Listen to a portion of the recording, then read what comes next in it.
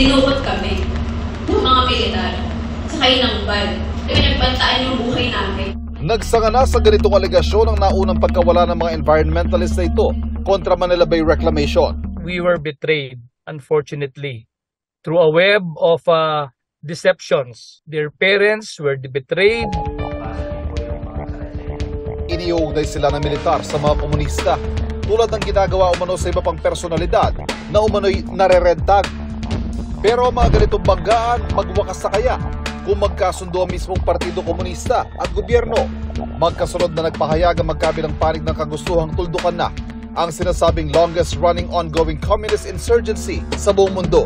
After this joint statement, we can finally end up with the final peace agreement. We are open to having the work of both sides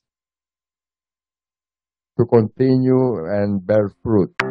Inaabangan kung mauuwi yan sa pagpapatuloy ng peace talks matapos ang 6 na taong pagkakahinto. Mahigit 6 na taon naman ang hinintay ni Senadora Laila de Lima. Bago pansamantalang nakalaya ng payagang magpiyansa. Bagamat isa-isang bumaliktad ang ilang nagdiin sa kanya na pinressure umano ng mga dating justice officials. Ang dahilan ng pagpayag ng korte para magpiyansa siya ay ang kabiguan daw ng prosekusyon na mapatunayang kasabwat si de Lima sa bentahan ng droga sa bilibid.